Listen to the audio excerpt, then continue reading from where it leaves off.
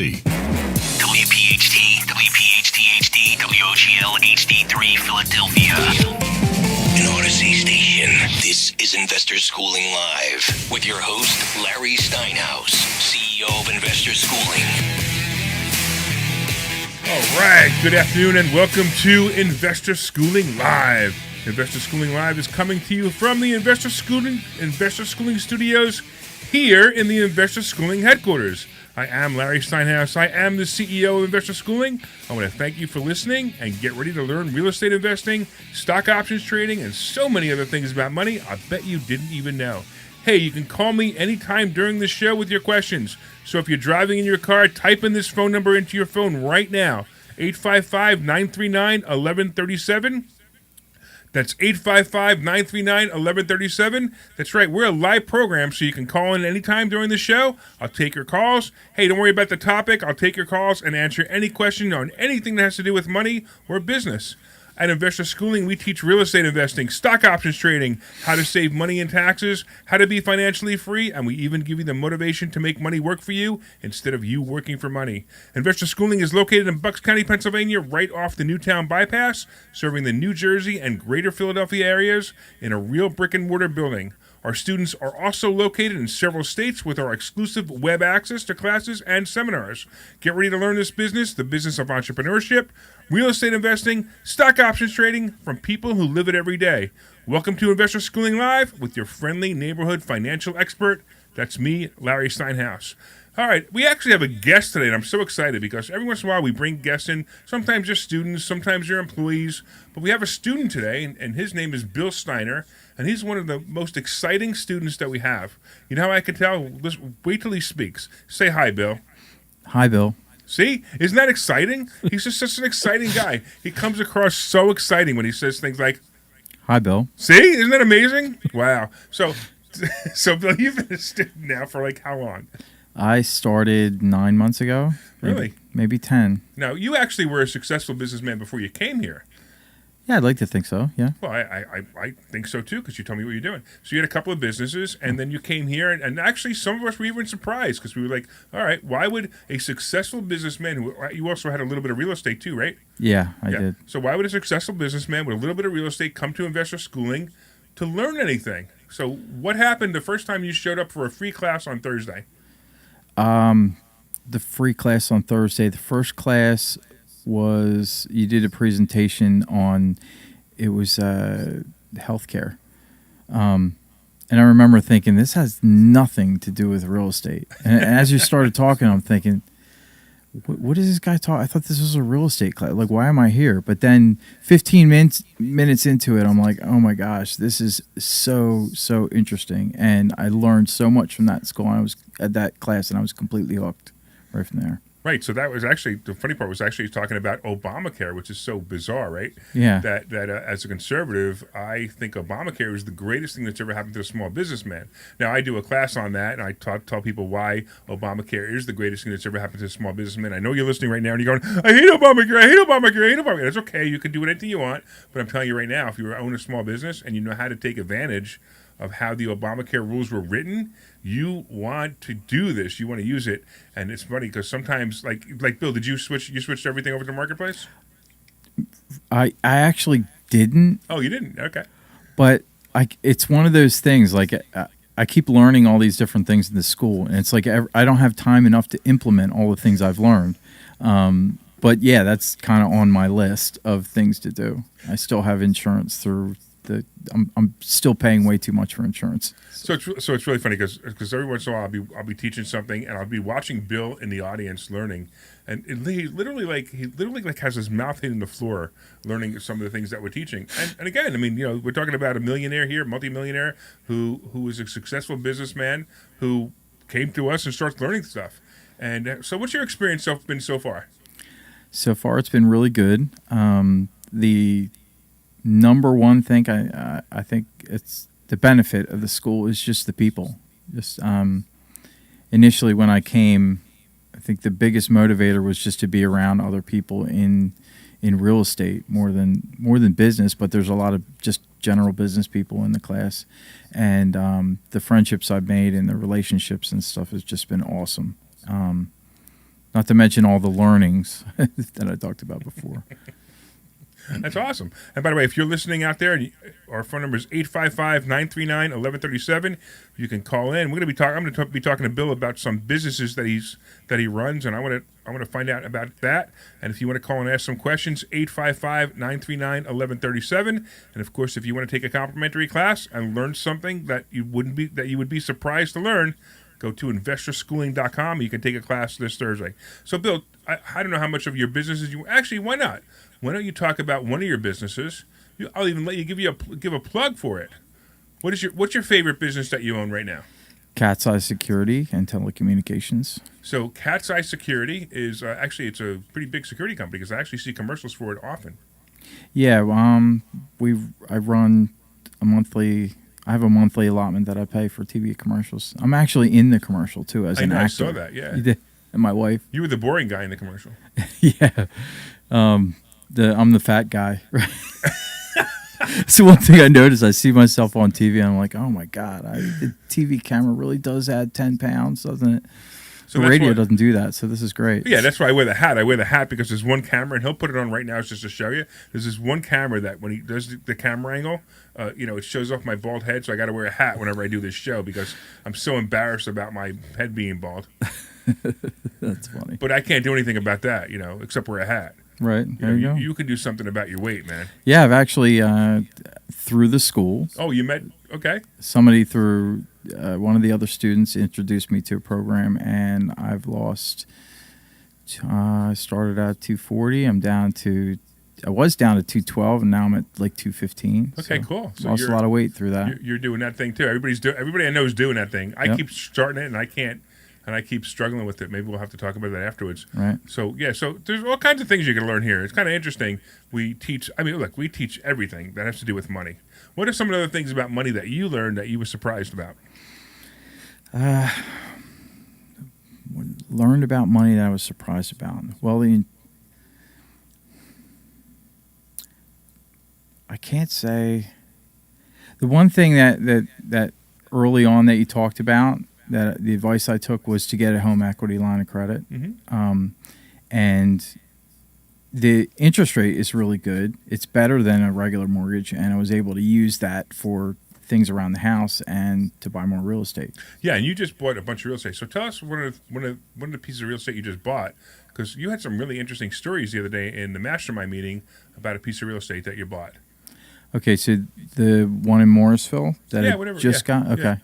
So that was actually on the MLS, which is unusual, but it's a really good property. It's a duplex. One of the other students in the school told me about it, and we went and looked at it together. I ended up buying the property, and it doesn't need a whole lot of work. I'm thinking maybe $50,000, $40,000 in renovations. And once I acquired it, I used actually another student or one of the people at the school for some hard money or some private money to help buy the property. And now that it's in my name, I'm going to my local bank, and my local bank usually, depending on if they approve me or not, which they probably will give me a permanent loan to pay me back the initial money that I used to buy the property, pay back my private lender, and then give me construction money to renovate the property and get tenants in there. Yeah, so what you just said was really interesting. What happens is if you can buy a property, it's easier to get a loan on a property that you have than it is to get a loan to buy a property. And that's one of the things that most people don't know. So if you could find the money from a private lender, which Bill did, he found money from a private lender. If you can find the money from a private lender, buy the property, then go to a bank and say, hey, I own this property, I want to refinance it. That is so much easier, especially with properties like the ones we buy that sometimes are pretty distressed properties. Yeah. I actually look for distressed properties. Yeah, distressed property is a good thing to have. I'm buying one next week. Hey, I'll tell you this story. It's a great one. I'm buying a property that I'm paying $85,000 for. And, after I put about $60,000 or $70,000, it'll probably be worth about $260,000, $270,000. I probably could rent it for $2,300 a month. And when I close on it, I'm actually borrowing $135,000 to close on it. So I go to closing and I go home with money. So did you already buy it? Well, it's under contract. I'm just waiting to close. There was a delay in the closing. I was supposed to close this week, actually, and it was just a delay in the closing. So there was a paperwork that needed to be done that needed to be filed with the state somewhere, so we needed to wait. But yeah, I'm absolutely buying it. There's no.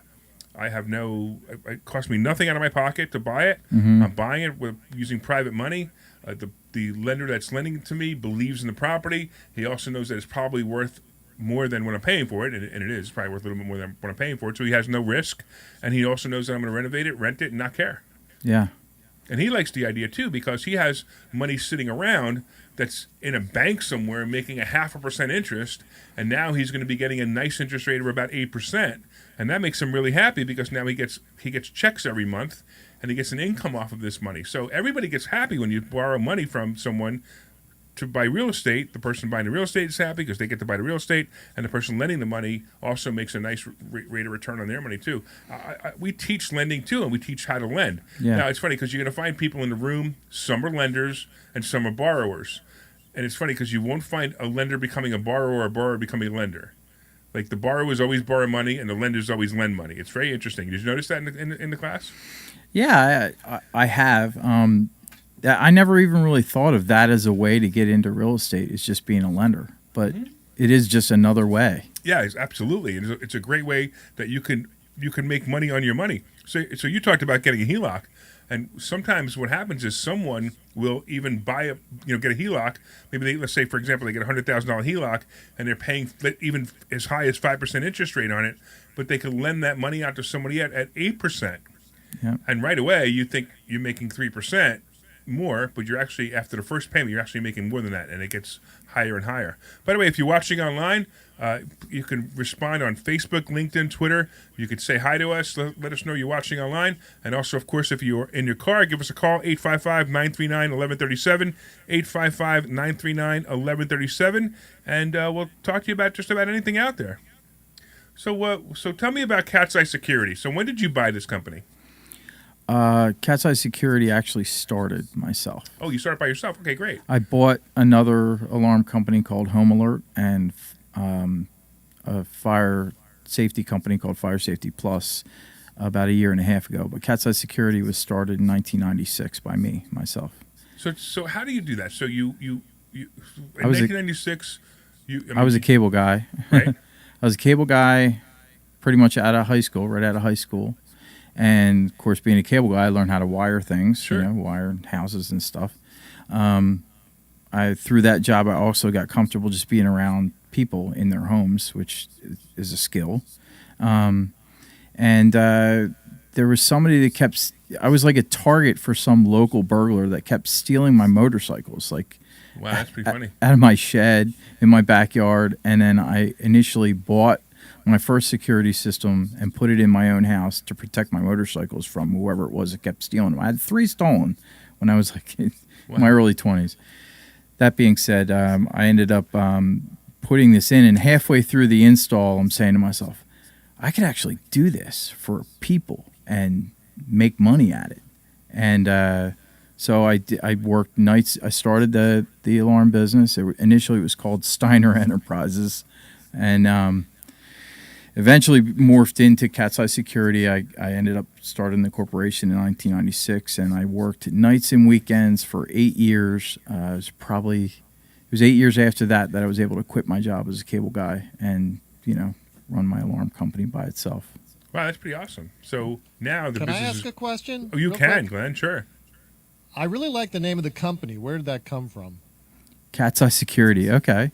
The play Cats, right? They had T-shirts that my mother gave me a T-shirt, and it was all black with a pair of glowing yellow eyes on it. And I was wearing that T-shirt when it just dawned on me, why don't I name it Cat's Eye Security? Because cats are watchful, they're vigilant, and so that's where it came from. Excellent. Yeah, It is a pretty cool story, isn't it, Glenn? It's a cool story, and it's a cool name. Yeah, I it was is a wondering cool name, yeah. if he hired someone to come up with that name, but no, he came up with it himself. you wouldn't believe how many customers I get just from my logo, just seeing the cats and the name, just cat fans. Branding is important. Yeah, Yeah. absolutely. That's where investor schooling came from. Yep. Branding's important, man. I'm maybe gonna get Glenn to agree. He's just gonna sit there and go, I want to listen to Bill talk. Taking a call. Oh, you talk Kegel? Well, good. At least I know Sorry, you're I was doing your taking a job. call. If you can see the logo at catsidesecurity.net. Excellent. And and actually, since we're talking about it, they can go to catsidesecurity.net. Can they also call you to become a customer? Yes. The number is 800-732-CATS. Cats. Look at that. How cool is that? And by the way, if you want to talk to Bill, 855-939-1137, 855-939-1137. You can talk to us about anything that has to do with money, anything that has to do with business. Now, you have another business too, don't you? And I'm do. pretty impressed about that one too. Are you talking about the The TMS blinds. business Well, or not the, no, let's blinds? get to that in a minute. Let's get into the blinds business. Okay. So I own Budget Blinds of Newtown and Budget Blinds of Princeton. And how did you buy those? So You're those are a security franchise. company. They're I sold some real estate. I had extra money, and my wife and I went to a franchise show out in Oaks at the convention center out there. We were walking around looking at different franchises. I wanted to buy something passive, like some kind of vending business or something, and ended up talking to this broker that sold franchises, and they did an aptitude test for me. And after the test came back, he said, "You'd be really great to buy a Budget Blinds franchise." And I'm like, No, wait. Now, the guy who did the aptitude test, was he the budget blinds guy? "No, I think he was just a broker. He sold all kinds of okay. franchises." Okay. So, but I mean, I don't know. I don't know whether or not my aptitude actually is for owning a Budget Blinds franchise, but he sold me on it, the idea of it, and I don't know how he did that because I really was not looking for another active business. Budget Blinds in the beginning, it was very active for me. I was doing all the installs and all the sales while I was running my other company. And then after the first year of doing all the sales and the installs, I partnered up with a friend of mine. And then he ended up being in charge of all the sales. So I did all the installs, he did all the sales. And then the year after that, I hired an installer. And then I could just oversee the business. And then I have the sales guy doing all the sales. I got the installer doing all the installs. And that's been like 4 years now. Last year, we sold $1.2 million in blinds. Wow, that's pretty impressive. Yeah. But blinds are pretty expensive. Oh, yeah. I was shocked. I did, when my wife and we renovated our house, we had quite a few windows. I think it was 36 windows. And the blinds were well over $100 a blind. Oh, yeah. I mean, and we didn't even do anything special. We just did, regular, just our pleated blinds. And I was blown away by the price. Yeah, so you did the pleated ones? Yeah. Okay. So that's like cellular shades or honeycombs. Yeah, Yep. whatever. Yeah, something like that. Yeah. Yeah, I myself, when I got into the blinds business, I didn't know I didn't know what a cellular shade was. I didn't know what a Roman shade was. I didn't know anything about plantation shutters. That's actually one of the most popular things that we sell is plantation shutters Really? now. Yeah. All right, well, I have a blind question for you. Okay. How do you make a Venetian blind? A Venetian blind. Well, they aren't very popular anymore. Venetian blind. Okay, go ahead. That was a joke. You isn't it? poke his eyes out. Okay. You totally set me up, man. Great. That was like when I was in grade school, that joke. Oh, yeah, okay. No, I've never heard that joke. They had that joke back in 1928? And it might have. What are you trying to say, Glenn? Nothing. Oh, I have another call. Oh, yeah. I noticed the first one didn't come through either. It was Gary. It was Gary. Oh, tell Gary I said hi. I shall. So for those of you who are listening to PHT, Gary Arnell will be on after this show, and Gary Arnell is an interesting guy, and he's got an interesting show. And I'm on the way home. I always listen to his show, and I always want to call in, but they don't want me to call in because they don't want too many hours of me. Okay. So 855-939-1137, 855-939-1137. We're talking about Bill's businesses. We're talking about real estate. We're talking about just about anything. All right, so So some other things that will happen in the school that were pretty interesting. We also talk about stock options. Have you done anything with that yet? Yes, I have. I started in the beginning of December after a couple months after I started the school. Awesome. Now I realize a lot of us are not having a great year in stock options, but how are you doing? I'm not doing good now. I put it on the shelf. I did really good from the beginning. I started December 2nd when I made my first purchase, and I was up to $22,000. I started with $7,000. I was up to $22,000 inside of 2 months. I was doing really well, and I broke one or two of the rules. Oh, that's what happens. And I ended up losing just about everything. That you made? Yeah. Yeah, everything I made. But it's one of those things that like I didn't really get into it to do the stock options to like make money. I was just doing it for more fun, so it was okay. But I really feel competent at it. Like I feel like I could do it if I really wanted to put my attention there. Right. But I'm a little gun shy right now. When the war broke out, things like really changed. So it isn't about the war, honestly. It's actually about more about the inflation than the war. Okay. Is the real problem. But now the market's starting to settle back a little bit, which is nice. But what he said was key. We teach a set of rules, and sure enough, it's the same thing. We find that the students do exactly what Bill does. The first 3 months they follow the rules perfectly, and they make $22,000 over $7,000, right? And then not all of them, of course. This is just a good example. And then sure enough, they get cocky and they start to break the rules because they think they've got it figured out, or they go watch a YouTube video and they take advice from some dum-dum who's been teaching it for a year or has been doing it for a year and thinks he knows what he's talking about. And that's probably... Did you watch a YouTube video or you just decided to break the rules? No, you know what? You want to know what rule I broke? Which one? I bet the farm. You bet the farm. Yeah. That's a tough one, yeah. I bet the farm with not enough time. Yeah. That was... I mean, I kick myself now because there's so many opportunities. But I know. There's tons of them. We're going to talk about them later on. There's a bunch of good stuff going on. I'll never make that mistake again. It was a hard lesson. No, you'll make it again. Okay. Especially a guy like you. One thing about stock options, I will say that it is one of the funnest things. Yeah, it is fun. Like I'm already glued to my phone as it is. Like my wife will tell you. Mine too. But wait. Does your wife do this? I gotta do this. Does she go? Does she text you and you don't respond? She goes, "You look at your phone all day long. You didn't see my text message." No. What my wife does, if she calls me or texts me and I don't answer, she thinks something happened to me. Really? Because she knows that I'm always on my phone. Yeah, right. So she's like ready to call the police and ask where, if I showed up in a ditch, wound up in a ditch somewhere. So Mike's online. He has a question. He says, "Is there a service that can come out and look at how your business is running?" Now, I'm not quite sure. Mike, why don't you call in? Because I'm not quite sure if I understand what you mean by that, because there's a bunch of different places we can go with that. 855-939-1137. Mike, give us a call, 855-939-1137, and we could probably have a better conversation about that, or maybe even work on maybe some part of your business. As a matter of fact, I'll tell you what.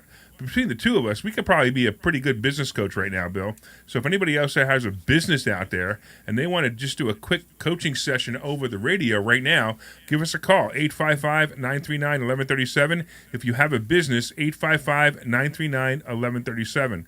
So I have something interesting that I'm thinking about doing. I have a commercial place in one of my properties in Lehigh Valley that since I bought it has always been rented.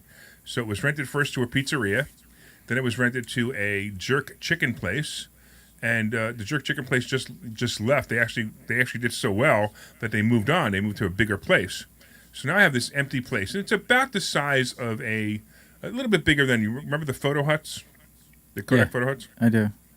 It's a little bit bigger than that, and it also already has a takeout window. So I am seriously considering putting an ice cream shop in here. I think it would be pretty neat. Really? So are you going to sell ice cream yourself? I don't want to sell ice cream myself. Are you going to wear one of those funny hats? I always wear a funny hat, so I could do the salt and ice cream, right? Yeah. Stock option salt and ice cream. But so let's say this. So I'm talking to you now. What advice would you give to me, somebody who's never owned an ice cream store before? Now I realize you haven't owned an ice cream store either, right. But somebody hasn't owned an ice cream store before, and knowing that I cannot be there because I have so many other things that I have going on. What advice would you give me to open this store and be in business for myself on that front? Now, I've been in business before, so I have a lot of business advice. Right. But let's see what you would say. Well, I would say if you're not able to be there, don't do it. That would be my first advice. But if you were absolutely stuck on the idea, you have to have somebody that's going to be the person that's going to go when the phone call comes in. Hey, the ice cream machine's broken, and we got customers out. What do we do? Somebody needs to go. Who's going to be that person? Sure. And if it's not going to be you, you need to find that person and start from there and build your. I think that you should build businesses around people. And if you have the right people, you're going to be successful. So you said that. I've heard you say that before. You build businesses around people. And I like the concept, but why don't you explain what you mean by that? Well, okay. So my direct experience is that some people have they care about your business. They care about what their job is. Mm-hmm. They may not be the owner, but they care about it and they take ownership of it. And I could say that I have some of the best people in the world working for me. And the biggest thing is that they care. They care about their jobs. They care about the success of the business. They care about the people next to them doing their jobs. So that being said, I wouldn't be able to do what I'm doing if I didn't have the people that were doing their jobs well, and pay them well. That's as much as you can, Yeah, That's important too. I also read a book once. It was a book by Daniel Pink named Drive. By the way, I don't know if you've ever read this. It's a great book. It talks about how most people don't work for money. Now, they work for money, but they don't work. Money doesn't motivate them, is what the book was all about. It was really about what you just said. It was about caring about the person who hires them, caring about the business they're in, and just caring about themselves and the impression that they can make by caring about this business. And that seems to be my experience. I've also noticed that sometimes with people, there's usually, you can see like the fruit of their labor. Like some people, just everything always goes wrong, and then other people, things always go right. So you try and find those people. You know what I mean? Like and everybody, I think most people they try hard and they have intention, but if you just look at really, really what's happening, what the truth is, you'll see how you can get some kind of gauge on how they're going to do it this or how they're going to do it that based on how they've done in the past. Do you have any questions that you ask employees or possible business partners? Questions that I ask. I don't know. You have to get back to me on that one. Okay, no, I'm just curious because sometimes like a very common question that people ask is, where do you see yourself in 5 years? And I always find that to be an interesting question for coaching, but I don't necessarily know if that's a great question for somebody I might hire as my business owner or business partner. Yeah, no, I've heard that, and I don't usually ask that question. No, it's fine. Again, that's what I was wondering. I tend to get a feeling about somebody just talking to them. I don't have to ask them specific questions that I want to know the answers to. Just by talking to them, I can get a sense about somebody. All right, so before we go on a commercial break, what was your sense about me when you met me? Brilliant, but a little over the top.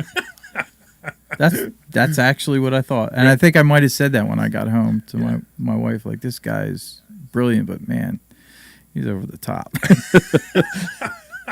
Oh, please explain why I'm over the top.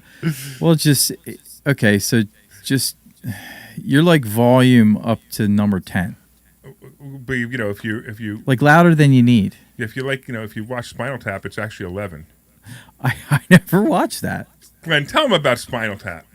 What? You haven't seen Spinal Tap? No. What is that? Good Is dude, it a movie? Yeah. It's called This Is Spinal Tap. Did you ever see Best in Show? No. He's busy making money, Glenn. He's not. I watch a lot of movies and a lot of TV. And do you like rock? Do you like rock music? Yeah, absolutely. So, like, real quick, who do you like? Like Judas give me one Priest, Black Sabbath, Led Zeppelin. Oh my dude! Now you need you to go definitely home need to watch Spinal tonight Tap, and yeah. watch This Is Spinal Yeah, Tap yeah, you tonight. definitely have to watch this movie. Tonight. Okay. It's all about that era. It's really, really funny. Okay. So It's basically what they did, they took their Marshall amps. You remember the Marshall amps that everybody had? Yeah. So they took their Marshall amps and they changed the numbers from 0 to 10 on the dials, and they just changed the number from 0 to 11. So now they claim that their Marshall amps are louder than everybody else's. Okay. It's much funnier when you see it in the movie. Okay. It's really- I'll have to When check it Larry out. describes it. It is funny.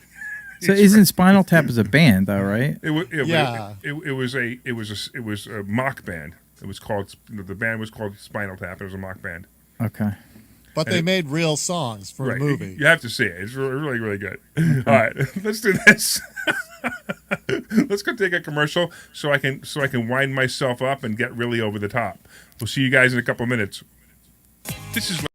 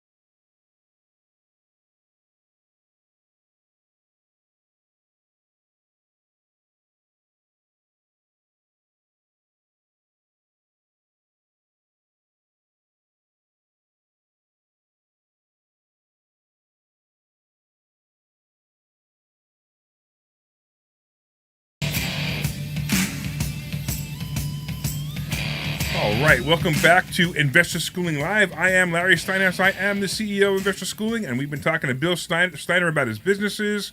We've been talking about investor schooling and all the cool things we could do. And I'm listening to those commercials just now, and Bill said right before those commercials that I was a bit over the top. And I'm listening to the commercials, and all I did was prove his point. Man.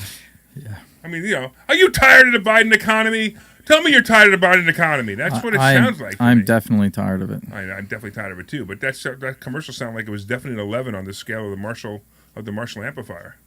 Yes. You got to go watch that movie. All right. 855-939-1137. 855-939-1137. Give us a call. Ask us anything about money, about real estate, about anything that's out there. You want to ask Bill his opinion of investor schooling, he'll even tell you that too. He thinks I'm over the top. Yes. I didn't prep him on this. I should have told him he's not supposed to say bad things about me. So I don't know if that's a bad thing. It's just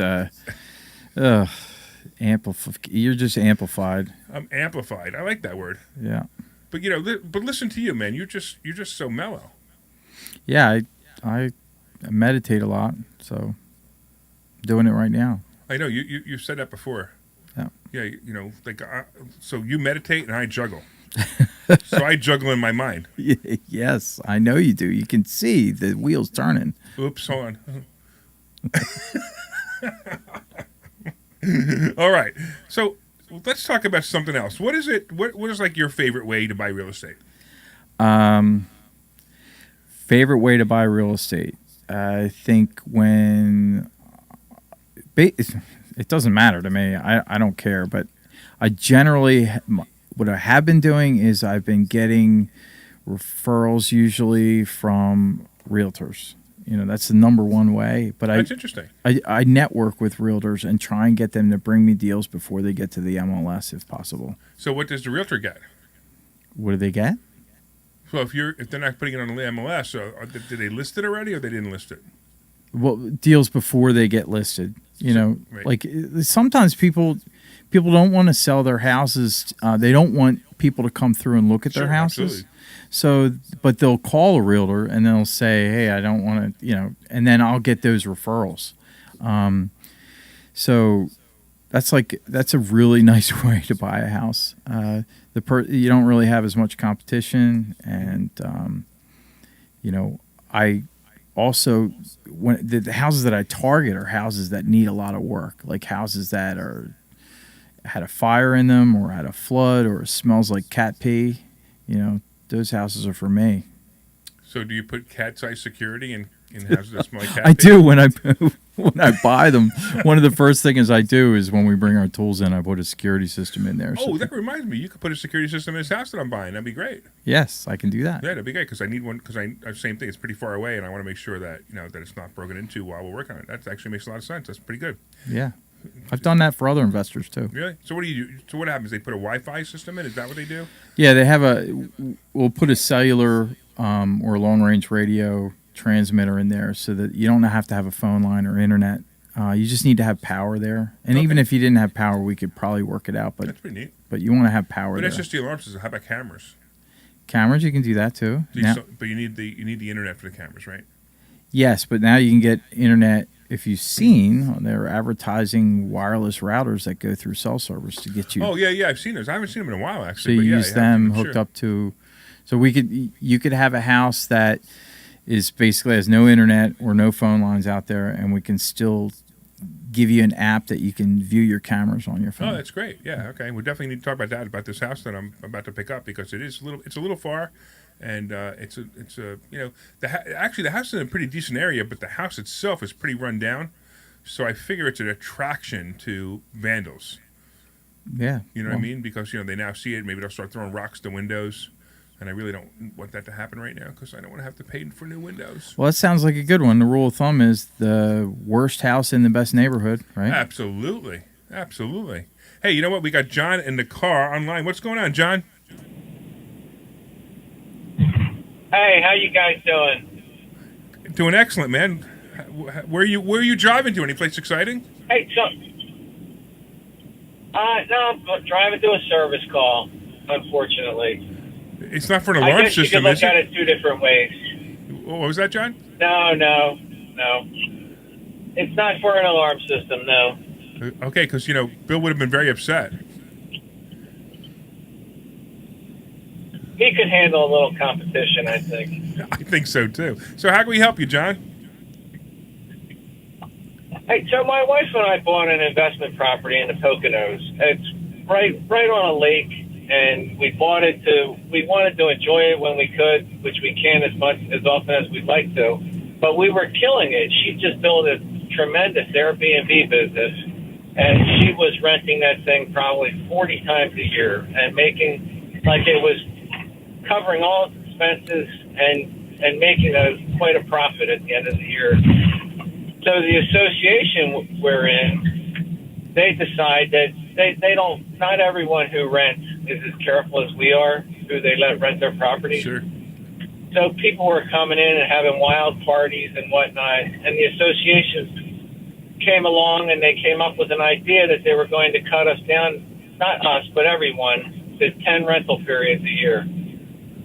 Well, at 10 rental periods a year, this place, it would barely cover just the mortgage and insurance and everything. So this, So this is not do the we first time keep I've this heard property? this. Yeah. So John, this is not the first time I've heard this. It's so upsetting. A lot of the associations now Yeah, they're very concerned with it, and I understand why. They're very concerned with it, and now you've got a lot of people who, like yourself, bought it as a B&B business. But I'm also going to tell you that the B&B business is probably going to slow down a little bit anyway. Can you rent this thing on a full-time basis, like for annual rental, and make money on it still, or no? No, I don't think we could. He I probably don't wants think so. to.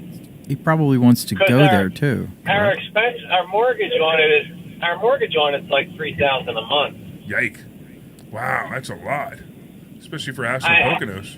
What'd you pay for it? Well, listen, it's a beautiful home right on the lake. Like, What'd you pay for it? yeah, $675. Whew. Well, you know what? If you want to get rid of it, I might consider buying it as a second home. You should check it out. Well, I'll tell you what. Give Glenn your phone number. I'll give you a call in the next couple of hours to see if there's anything interest there. But it's kind of rough, especially if you're going to buy a house like that. So houses that expensive are not great investment properties because typically it's going to be very difficult to make money on them. But what were you charging a week for somebody to go there? It was about $600 a night.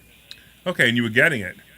That's interesting. Wow, good for you. Oh, we were getting it. We were the whole entire summer. We rented the whole entire summer except July 4th week because Wow.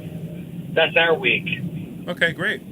So And then we were renting it. We were renting it for long weekends over the winter time and everything. Free. wow. We had a 4-night minimum, and we were renting it. We made over $30,000 after all expenses last year. Sounds great. So the association said now you can't rent it by the day. You got to rent it by like a minimum period of time. Is that it? No, 10 rental periods a year. That's it. When you say you mean you can only rent it 10 10 times? short-term rentals a year. So 10 times, unless it's over 30 days. If it's over 30 days, that's not considered a short-term rental. So if I rent it for 31 days, if somebody rents it for 31 days, they can do that. Yes, then I could rent it 11 times. One for a month, Right. and then 10 more short-term rentals. So how are they what's the enforcement? How are they checking it and what's the fines if you do it? It's a gated community. Oh. So There's a gate. You can't drive. So You can't drive onto the property unless you go through. is it manned or is it a code? Oh no, it's manned. Oh, You have okay. to actually physically go into the gatehouse, and you take your information, and it has to match the information that we provided. And then they're very careful. I'm really wondering. I mean, if you rented it, if you just kept doing what you were doing, and somebody drove up to the gate and said, "Yeah, I'm going to 123 Main Street," can they actually stop them from going if they have the rental from you? We don't. Well, the penalty I think is $500 if they find you. Like we can call someone in as a guest, Right. So but supposedly if they find you're calling in as a guest and it's a rental, I think the fine is like $500 the first time, and then I think it's either the second or third time, then you're not allowed any short-term rentals for 2 years. oh wow. Okay. Yeah. So they kind of have it locked up. All right. Well, I just was curious to see because a lot of times I find that the penalties and fines are less than the profit I make, so I usually do it anyway. I didn't say that on the air. Nobody was listening. We thought about that. All right. Well, I appreciate that, John. The only good thing is it's appreciated. At least, probably, we have it priced a little high right now. We already put it on the market just to see okay. what happens. Okay. And it's on the market for 1.1. Wow. And then we dropped it to 1,075,000 to get a little exposure on it. So it would send out more search results for people because the property has changed, Yeah. the details. So I tell you exactly what you should do. You should price it at exactly $1 million, and you'll get a whole lot more views on it. But I'm not your real estate agent, so I'm not going to help you with that. And since you haven't listed with a real estate agent, I probably can't speak for you directly. But I appreciate the call, man, and good luck with that. But you'll do all right, especially if you bought it for $675 and you sell it for $1 million a few years later. I don't think you hurt it all. I think it's pretty good. No, it is good, but we love that property. It's like it's a disconnect when you get up there. My question was, does it make sense to keep it and maybe have to put 10 or 15 grand a year into it, thinking that it's going to continue to appreciate? Well, don't ever buy a property because you think it's going to appreciate. That's the worst way to invest in real estate, period. You buy a property that makes you income. So it was making you income for a while. If you're buying that property and it's costing you $15,000 a year to keep it out of your pocket, that's a big mistake. Especially if you're up this much money, take the money. The market's certainly going to change soon, and when the market changes, you're going to wish you sold it last year. So get out as soon as you can. And unless you want to keep the property as your own property, that's fine. That's very different. So you really do think things are going to turn backwards coming up? Well, backwards and changing are different. So the property values will probably drop 10 to 15%. It's not going to be like 2008, but we'll probably have a 10 to 15% drop over the next 2-3 years. And why would you want to pay $15,000 a year to get less money for your property 3 years from now? Yeah, we'll probably drop it. I'll probably take your advice. Yeah, I would go to $1 million even. I by the way, enjoy listening to you. I'm sorry. What was that? I said I enjoy listening to you guys. Well, thank you, man. I really appreciate it. I actually got to move on to another listener in Philly. I got to move on to Frank. What's going on, Frank? How can we help you? Hi, Larry. How you doing? All right. This is like Frank. He's one of our frequent callers. I could tell by that voice in 2 seconds. Yeah, I gave you the great joke, the Commander in Sleep, Joe Biden. Commander in Sleep. I love it. Yeah. A comment before my question. I disagree with Bill. When Phil used to be on the show, I didn't think you talked enough because I liked hearing you. I think you're right on the money. I enjoy listening to you. I don't think you're over top at all. So just keep doing what you're doing. That's all. I like listening to you on WWDB Monday to Friday, on Saturday and the weekends on 1210. Appreciate that. My question is, we almost canceled Treasury the show bonds. on WWDB. What do you think about them? Did you know that, Frank? We almost canceled the show on WWDB because we heard nobody was listening to it. But now that I hear that you're listening to it, I'll make sure you stay on. Every week, and Wednesday is always a repeat Wednesday. No, it's not always a repeat. You know what happened on Wednesday? The guy didn't show up. You got to listen to it on Thursday to hear what happened. The producer didn't show up, Glenn. I missed that day. I guess. Hey, Glenn, what would your company do if you didn't show up for my show? If I didn't come in here today? Yeah, and my show was on and you didn't show up. What would they do? If I connected to you from my studio to your studio, what would they do to you? I don't think I'd have a job. Yeah, exactly. So I asked for this guy to be fired, and they haven't fired him yet. Well, I just thought I'd bring a little bit of something else into this show. But Frank, man, we always appreciate you listening. I thank you very much, man. Yeah, but Larry, the question was Treasury bonds. What do you think about Treasury bonds? Oh, the Treasury bond right now. You mean like the crossover, or you mean like buying them? Buying them, I bonds, Treasury bonds. So the I bond was giving something like 9.2% interest rate because the inflation was so high. So that's a really good investment right now. A lot of people are just moving it. They're taking you could buy $10,000 per entity, so per Social Security number or per entity or per. Bill's got that look in the class.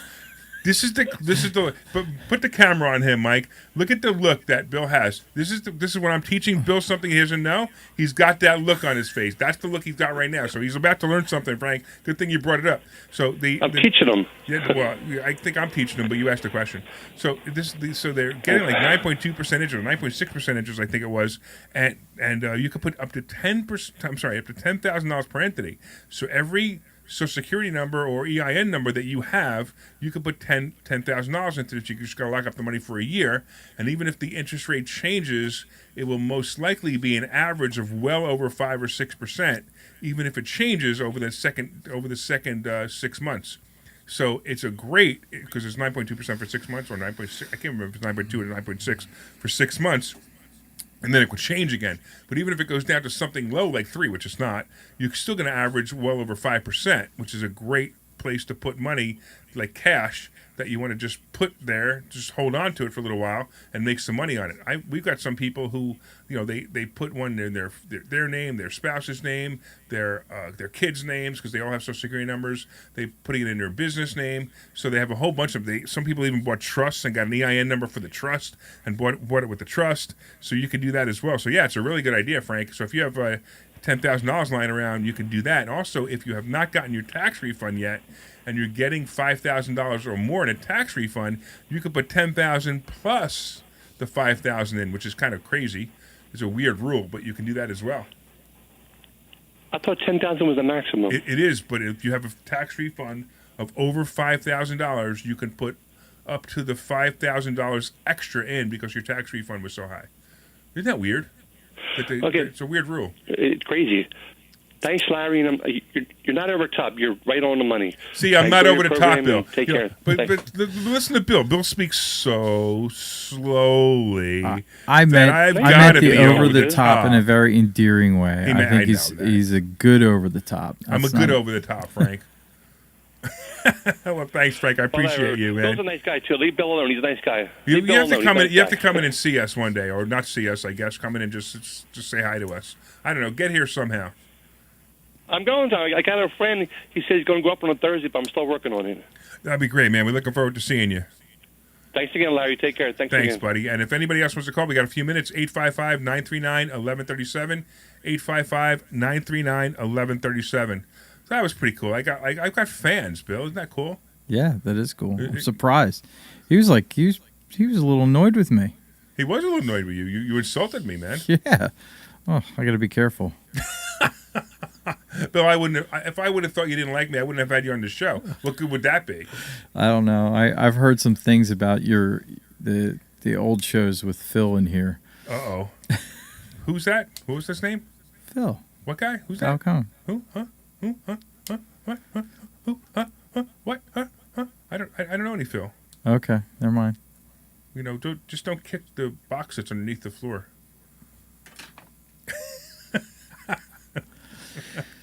All right. So I'm curious to know. So what would you tell somebody who's been thinking about listening to the show every week, thinking about coming to investor schooling and still hasn't? What would you tell them? I say come in for the free class on Thursday night. That was it, huh? You wouldn't that's just come in for the free. Okay. I want you to make a commercial right now, Bill, for investor schooling. Go ahead. Okay.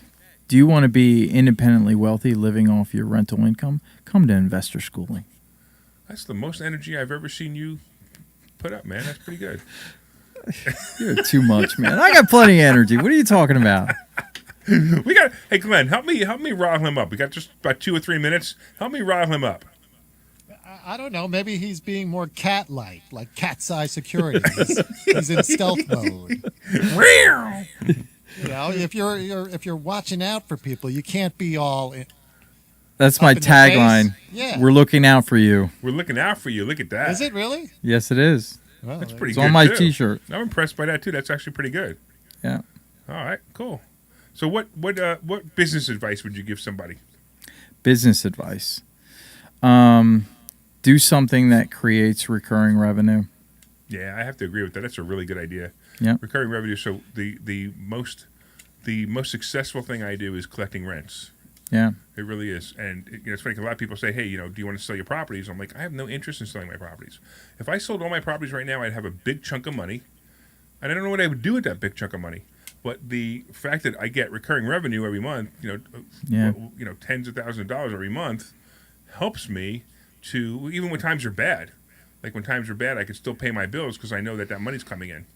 That's why I got into the security business, because it's a subscription type business, and I built it up over years. That's why it took me a while to to quit my job because I had to build it up because you don't make money on the beginning and the inside. You make money on I the mean, service. you could, but right. So that's why I got into that. So I would advise somebody to find some kind of business recurring revenue. Yeah. Have you ever done a multi-level marketing company? I have. I've tried a few of them. I actually did pretty well with Amway. Oh, did you? Yeah. Yeah. Yeah. And I did that.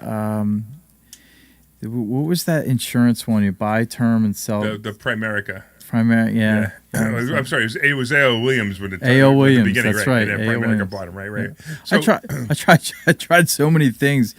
My buddies and I, we used to sit around and drink coffee all night and just try and come up with business ideas. So anything that came along, I was like willing to try it. And I didn't make any money really until like. So some people, they sit in the grass and they smoke pot and they look at the stars and they go, dude, man, imagine what lives out there. You're busy going, drinking coffee and saying, let's make some money. My point is that there was a lot of things that I tried that I failed at. Yeah. And it was all just to bring me to the point where I'd find something successful, So I'd say. Are you going to break into God Bless the Broken Road, that song?